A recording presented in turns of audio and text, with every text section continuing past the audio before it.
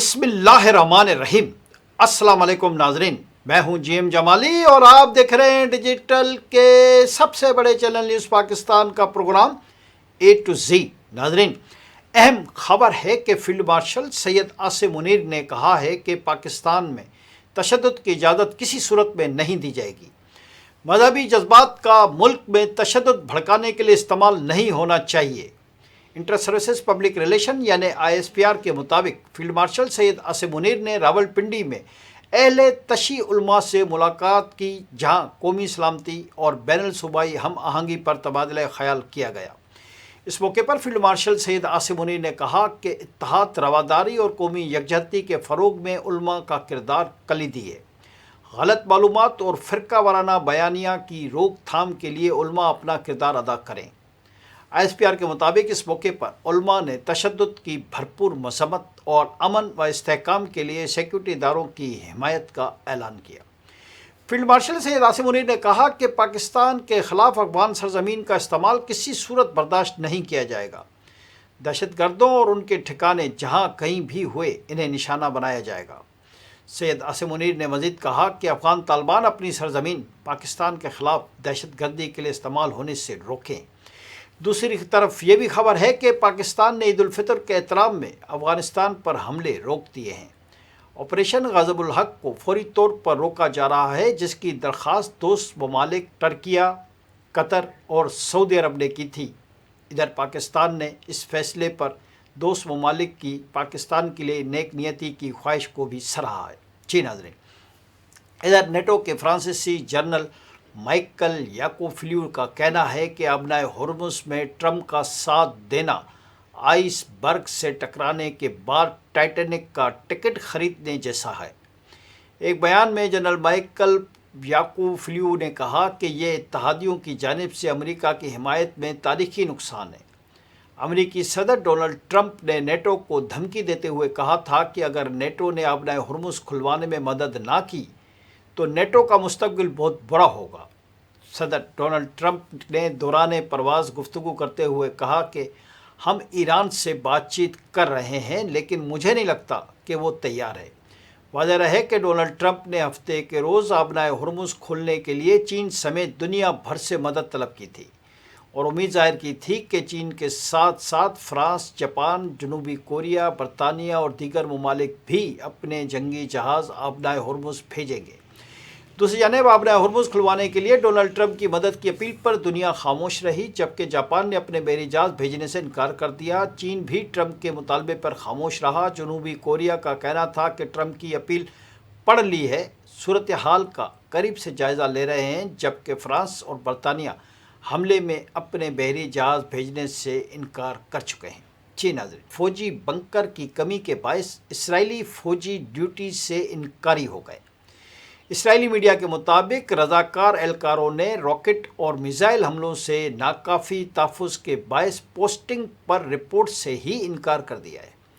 اسرائیلی media کا کہنا ہے کہ لاجسٹک مسائل کا جواز دیکھ کر بنکرز کی فراہمی بار بار مؤخر کی جاتی ہے۔ اس حوالے سے اسرائیلی فوجی نے کہا کہ یہ خطرناک صورتحال ہے، جب سائرن بجتا ہے تو ہم ہیلمٹ پہن کر صرف دعا کرتے ہیں، اگر کوئی زخمی ہو گیا تو کیا صرف افسوس کا اظہار کیا جائے گا؟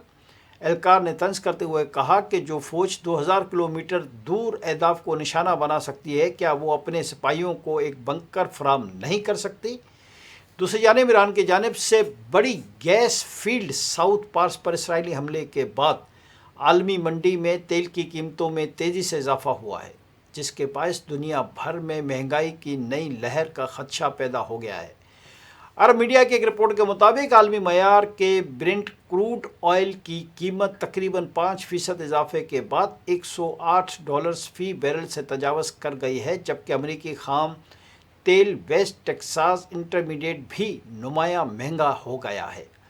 واضح رہے کہ اسرائیل کی جانب سے ایران کے جنوبی صوبے بوشہر کے ساحل کے قریب واقع دنیا کے سب سے بڑے گیس ذخیرے ساؤتھ پارس کی تنصیبات کو نشانہ بنایا گیا تھا، جس کے بعد ایران کی پاسدارانہ انقلاب نے خلیجی ممالک کے تیل و گیس تنصیبات پر حملوں کی دھمکی دی تھی۔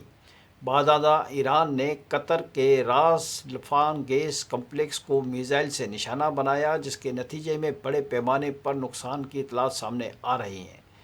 دوسری جانب جنگ جاری ہونے کے باعث آبنائے ہرمز کے راستے تیل اور مائع قدرتی گیس کی ترسیل بھی شدید متاثر ہے۔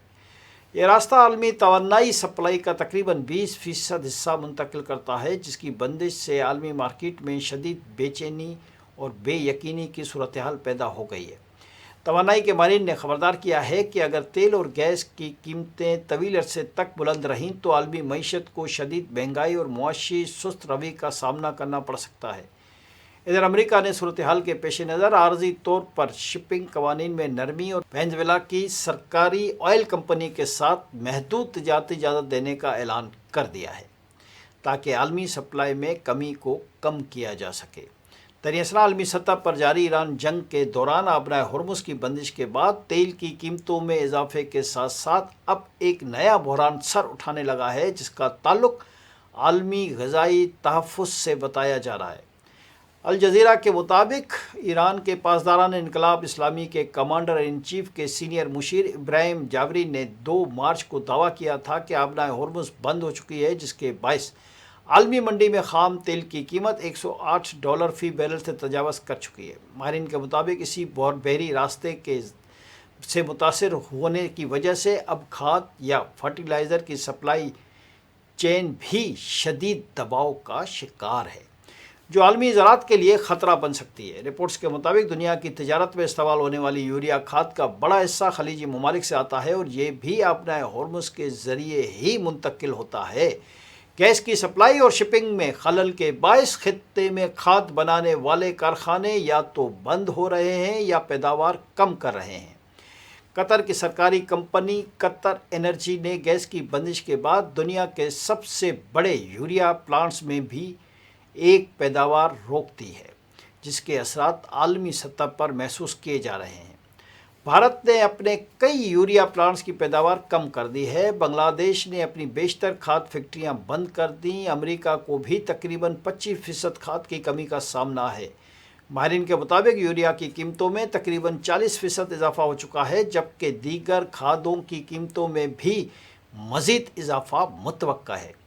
خلیجی خطہ دنیا کی کھاد کی بڑی سپلائی فراہم کرتا ہے، جس سے بھارت اپنی 40% سے زائد کھاد درآمد کرتا ہے۔ برازیل اپنی تقریباً مکمل کھاد سپلائی امپورٹ کرتا ہے۔ چین، امریکہ، آسٹریلیا اور انڈونیشیا بھی بڑی حد تک اس خطے پر انحصار کرتے ہیں۔ اعداد و شمار کے مطابق خلیجی خطے سے عالمی یوریا تجارت کا تقریباً 40% اور کھاد کی مجموعی تجارت کا ایک بڑا حصہ وابستہ ہے۔ ماہرین کے مطابق کھاد کی قلت فصلوں کی پیداوار پر براہ راست اثر ڈال سکتی ہے، خاص طور پر ایسے وقت میں جب شمالی نصف کرہ میں ہوائی کا سیزن جاری ہے۔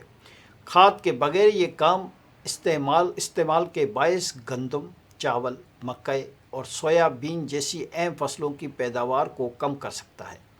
عالمی خوراک کی سلامتی متاثر ہو سکتی ہے اور خوراک کی قیمتوں میں اضافہ اور بعض ممالک میں قلت پیدا ہونے کا بھی شدید خدشہ موجود ہے۔ آج کے لیے اتنا ہی۔ اگلے پروگرام تک کے لیے اپنے میزبان جیم جمالی کو اجازت دیجیے۔ اللہ حافظ۔